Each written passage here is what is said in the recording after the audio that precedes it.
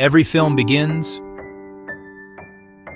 not with a budget, a schedule, or a crew, but with a spark.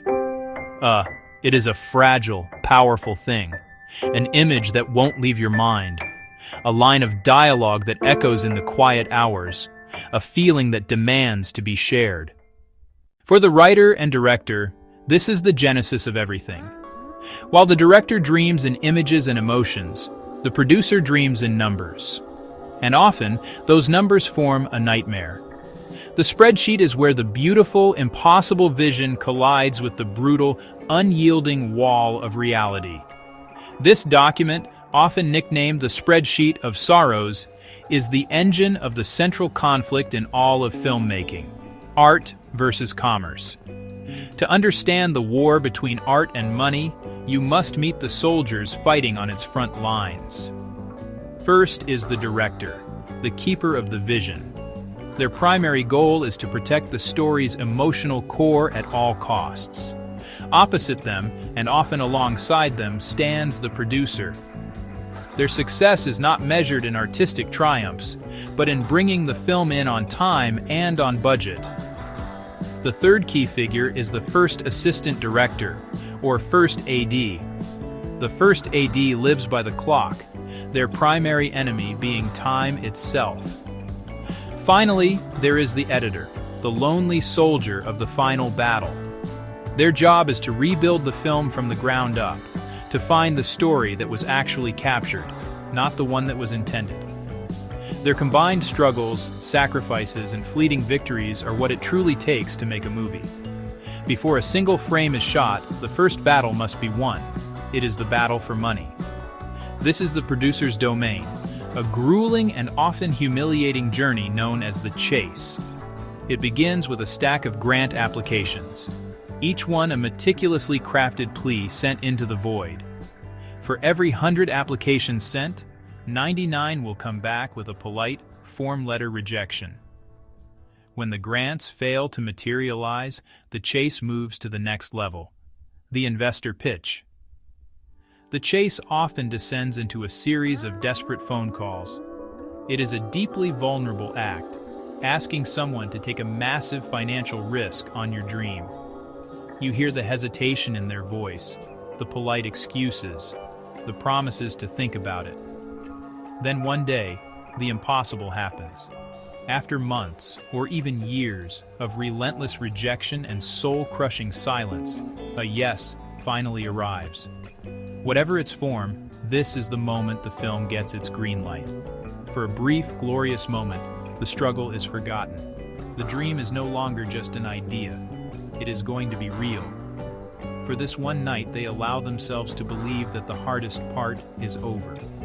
It is a beautiful, fragile bubble of joy, and everyone instinctively knows it is about to burst. The immediate, crushing realization hits. The approved budget is dramatically smaller than the one they pitched. They asked for $1 million. They received $400,000. The director and writer lock themselves in a room. Their task is to perform surgery on their own story, cutting away pieces to save the whole. That thrilling car chase that opened the film? It is now a tense conversation in a parked car. There's always one cut that hurts more than all the others combined. The moment they believe holds the entire emotional key to the film. Ultimately, the cut is made. It becomes a ghost that haunts the rest of the production. With a wounded script in hand, the next impossible task begins: casting. To secure distribution, you need a name actor. However, with a micro-budget, you cannot afford the very actors you so desperately need. Dozens of actors come in, each pouring their heart into a 5-minute reading. They might find the perfect person, only to discover they have a day job they cannot leave or a family they cannot support on an indie film salary. The last piece of pre-production is assembling the crew. The filmmakers realize they're operating in a different league. They begin the search for up-and-comers, hungry young artists. The battle to begin is over. Now they face a new, more intense war, the crucible of the set. As the film moves from strategic pre-production to the chaotic reality of the set, a new general takes command. the first AD. Their war is fought on a single, relentless front, the clock. Time is currency on a film set. Every second squandered is money burned. They live between the director's artistic ambitions and the producer's financial constraints. Pick up the pace, people. We're losing the light. Time is currency on a film set. Every second squandered is money burned. On any film set, the greatest and most unpredictable enemy is nature itself. Okay, everyone. We are scrapping the next two scenes. We have to get this dialogue by the lake before the rain hits. Let's move, people, now. Suddenly, the meticulously planned schedule is worthless. Panic sets in. The downpour hits, crushing defeat. You can't be here today. Beyond the wrath of nature, the production is vulnerable to 1,000 other points of failure. One of the most devastating is a problem with a location. The momentum of the production grinds to a screeching halt. The relentless pace, the constant crises, and the long hours take a profound and often invisible toll on the below-the-line crew. Normal life ceases to exist. Missing children's school plays, missing partners' birthdays, missing important family events. By the final week, the camaraderie that once held the crew together begins to fray. Restoring morale when it hits rock bottom is one of the most difficult and crucial tasks of production. And yet, in the midst of all the chaos, moments of pure magic can happen. The actor delivers them with a raw, breathtaking vulnerability that silences the entire crew. The camera operator, sensing the magic, executes a slow, perfect push-in that amplifies the emotion tenfold. Cut. In that instant, the exhaustion is forgotten. This single, perfect take is the ultimate high. Final take. Forget the script. Just feel it. Sometimes the greatest art is born on the edge of disaster. This is the save. The camera operator becomes a dancer, capturing intuitive, visceral energy a dolly could never get. They saved the scene. They saved a piece of the film's soul. Sometimes, the greatest art is born on the edge of disaster.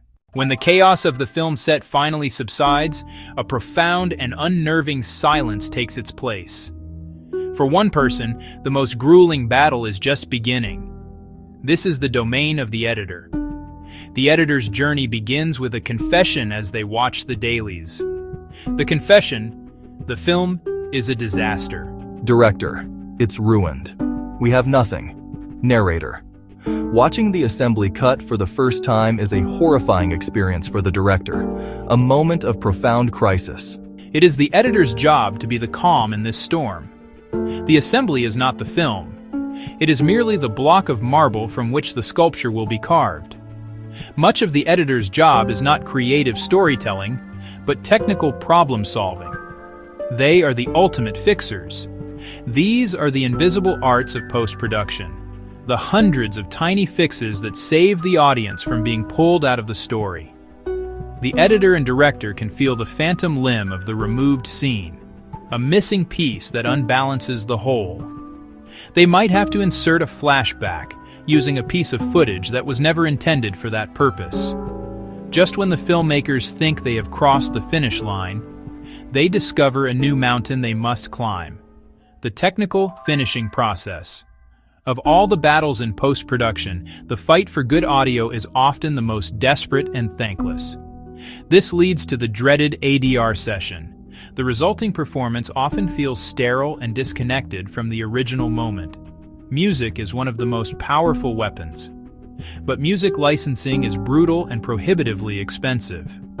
A day finally comes when there is nothing left to do. The film is finished. The individual trees have finally become a forest. Overwhelming all of it is a deep, profound sense of relief. The war is over. They survived. This moment is the final cut high. And for a fleeting moment, before the harsh realities of the market set in, the victory feels absolute. With the finished film in hand, they immediately enter the fourth and perhaps most heartbreaking act: the struggle for eyeballs. Weeks and months go by in agonizing silence until the emails begin to arrive. Each email is a gut punch, another door slammed in their face. This is not a rejection of an idea, it is a rejection of the finished work. The dream of a triumphant premiere and a bidding war begins to evaporate, replaced by the cold, terrifying fear that no one will ever see their movie. They face the final, most formidable boss, the market. They care about one thing. Is the film a sellable product? The film is good, but it's a tough sell. You don't have any big-name actors. They are trapped between the desire to have their film seen and the risk of signing a deal that will leave them in even greater debt. We are left with one final, essential question. We pose it to each of our subjects. After everything you have been through, would you do it all again? Absolutely not. The numbers.